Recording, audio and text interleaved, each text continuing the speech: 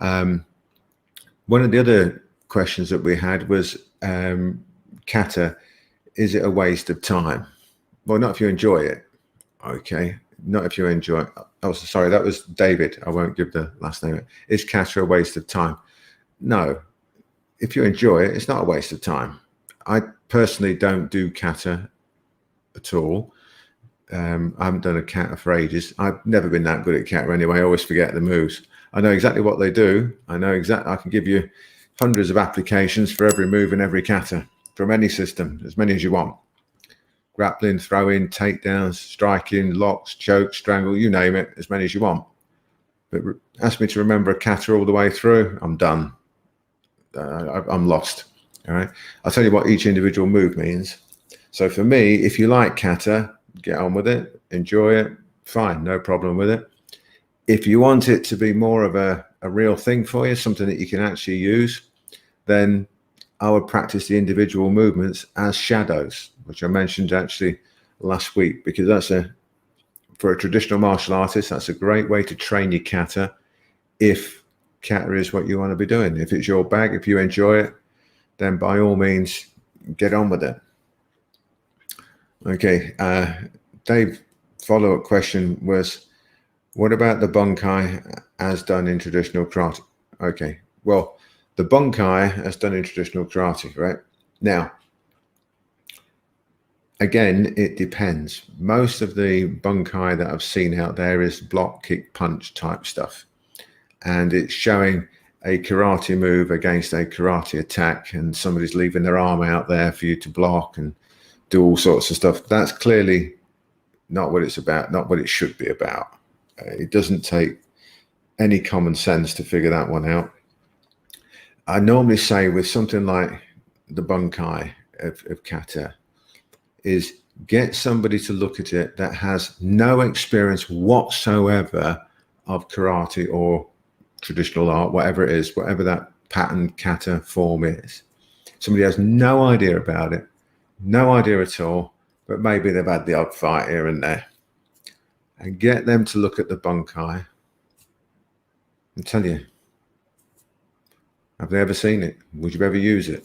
And the answer is going to be no.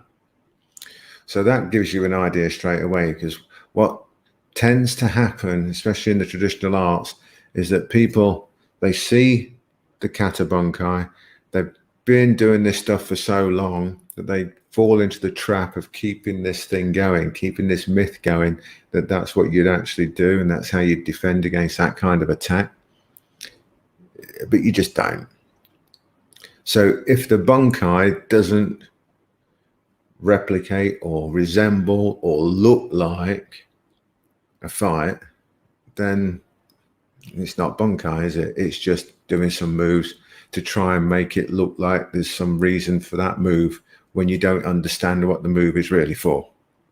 So it's a way, when they do these silly ones where, you know, they're standing out there, they're leaving their arm out there, whatever it may be, it's a way of hiding the lack of understanding and the shallow knowledge base that they've got. Rather than a depth of understanding, it's very shallow, very limited understanding.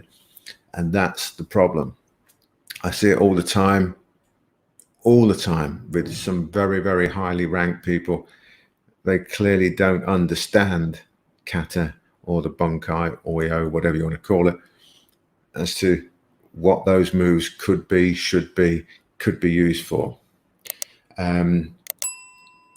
So it's very important that you understand that Kata should be fighting. So your basic moves should resemble, if you're going to use, if you're a traditional guy, your kumite, your kata, and your kions, right? Your fighting, your kata, and your basics should look the same, should be the same. Look at boxing. I mentioned this again last week. A boxer is doing his basics, he's just learning in the mirror. His jab looks the same then as it does in shadows, as it does on the pads, as it does on the bag, as it does in the ring. So that's what you've got to have with your karate or your taekwondo or whatever your art may be. The fighting part should look like the bit that you're practicing on your own. Otherwise, you're just not practicing it correctly. Ragnar, I'll answer you privately reference that because it's not fair to mention about, I'm not here to try and sell stuff. So I'll answer you private. Okay. This is just free info. Okay. So, but short answer, yeah. Okay. So when it comes to traditional arts, I've still got a real soft spot for karate Shotokan. Okay. And I love to see it done properly, but it's very rare that you see it done properly. You see some very fast, explosive, powerful people who probably can fight, but their karate is lacking in depth of understanding. And it's a crying shame when you see people who've been training for 15, 20, 25, 30 years, and they really still don't understand what their art is about. They've got no depth of understanding. If you're in the UK and you want to really understand what your kata is about, just get in touch with John Burke, one of our guys. That's Burke, John Burke. He's down in Devon. Get in touch with him, and that's it. He'll sort you out. He'll show you what it means. If you also, you could get in touch with Steve Kelly. He'll tell you what it means. You can get in touch with Nelly. He'll tell you what it means. You can get in touch with Whip, John Gaynor over in Nottingham Way, Stapleford. He'll tell you what it means. And he's a Aikido, but he'll still be able to explain to you your kata moves because people understand it. Once you understand the principles, you can understand kata. Okay. Okay. Anyways, yeah, a couple of good questions again on traditional stuff. Animesh just said karate has two types of stances, deep and natural. Some styles use deep stances while others use natural. Which one is more recommendable? Natural. And the deep stances, you've got to understand what the deep stances are for. You're not going to go in a deep stance, a real low deep stance, ready to fight somebody because you can't move. So that deep stance isn't for striking. The deep stance will be for something else. It'll be a takedown, a throw, a trip, or something like that. So also, are chambering the punches preferable? When you talk about chambering in traditional martial arts, you're talking about the hikite, the withdrawing hand. No. All you've got to do is take one look at any fight, anywhere in the world ever, every single boxing match. If somebody brought the hand back like that, it won't be long before they're knocked out. So it seems to me like it's a pretty good idea not to do it. So when you see in traditional karate moves where they've got a withdrawing hand, a hikite hand, and something else going on, it's probably not what you think it is. Okay, that hand's doing something. It's grabbed hold of something. It's there for a reason. You're pulling it there for a reason. You're not chambering to punch. You're not chambering to strike. You're doing it for a reason. If you're striking somebody, you're going to be covered. You're going to have your hands up. You're going to be doing all sorts of things. You're going to be chambered higher up. You're not going to be chambered down here. You're just asking to be knocked out. So the chambering stuff that you see in traditional arts, it's not for striking. Deep stances are not for moving and for striking. They're for something else. And and again, it's that thing of, because people don't understand what those stances are for and what these things like hikite are for, they just carry on and perpetuate the myth that you would use it in a fight and you'd use it for striking and stuff like this, when clearly you wouldn't. Nobody's going to drop down to a deep kiwidachi or shiwidachi or horse riding stance with your toes either forward or out. It's just, you're just not going to do it. Who's going to stand there and fight like that? It's just ridiculous. But you will see those stances, if you like, those positions for a split second during a transition from a grab to a throw or a takedown and then on to something else. Bear in mind that when I say a split second, if you imagine it's a video and you've got, let's say, 30 frames per second, you might only be in that stance for one frame of those 30 frames. And what's happened is that the people are looking at that one frame and thinking that you stand there like that and fight like it, whereas you're in it and out of it. And it's the same quite often with many of the stances, things like, you're just your normal stance, right? and it could be that you've thrown something, you've landed, and you're moving off to do something else, and that split second you're in that longer Zengutsu dash, a forward stance or something like that. It's just a split second of time, and it's being looked at as the whole thing, and that's where a lot of things go wrong. Don't forget that back in the day, there was no video, no interweb, nothing like that. So you've got a drawing, and people look at a drawing and think, well, you stand there like that. That's why they did kata, to show you that you don't just stand there like that. We don't need that these days. We have video. We have the interweb.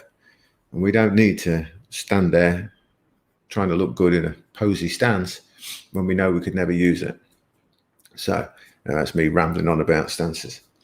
Now, next question was, where is it? Sorry, I've lost the question, who it was from, but it was about grabs in kata.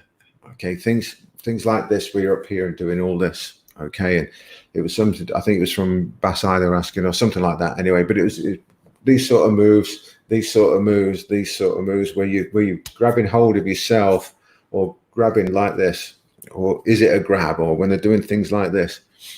Well, again, the application depends on the situation, because if I stand like that and say this is a kata move, well, it also looks like you grab somebody on the lapel and gone like that, and you're going to shake them. So you could argue it's grabbing somebody on the lapel if you want, couldn't you? Because it looks the same. Which brings me to what I always say: the only person who really knows what the kata move is for is the person who invented the kata, and we can't ask them because they're not around, and they didn't tell anybody. So we can only give our best guess as to what we think the move is for and use the move. But if you look at jiu-jitsu, judo, things like that, you will see your kata moves, and in a aikido if it's done properly.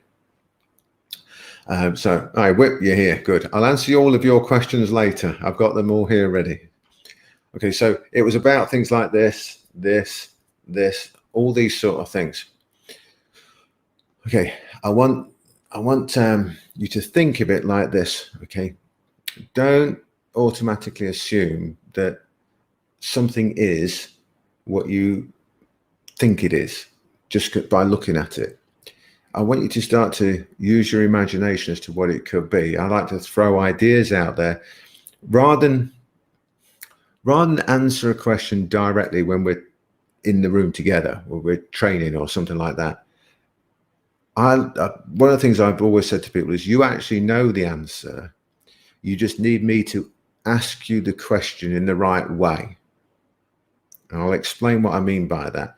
When people say, what does this move mean? What does this move mean? What's that move mean? Well, if I ask you a question, sort of like, if I grab somebody here on the collar, and then I grab them on the other collar like that and come in here, and basically sort of like round this, aren't you? Around here, around the neck.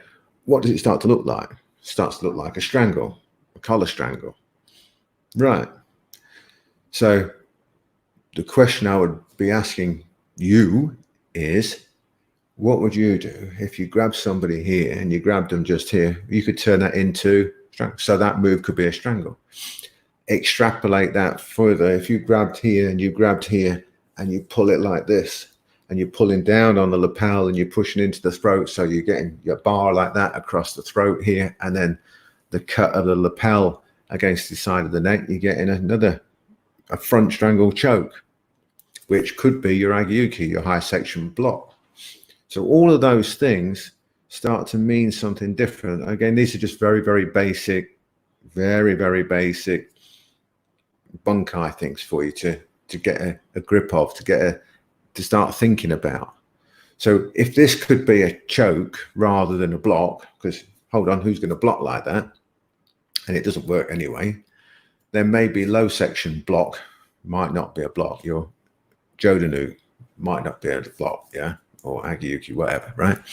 So, you've got to start thinking about things and wondering what they could be. So again, bunkai is one of those things that it's just, it's what you can imagine it to be, what it can be used for, and can you use it? Now, myself and Whip had a day of doing bunkai at my gym in Grantham years ago, and Whip was doing the same moves as we were doing, but it was Kata, and he was doing Aikido, and we were having a load of fun breaking stuff down and showing these different moves. And it was basically Aikido or karate or jiu-jitsu or whatever you want to call it. You call it anything you want if it works. So when you're doing stuff correct, it all looks the same in a way. All right. I know that sounds a bit crazy to say that Aikido and Shotokan are the same, but if you understand it, they're pretty much the same. If you really understand what a technique is and you really understand what Bunkai is and the moves and all those things, it really does become the same.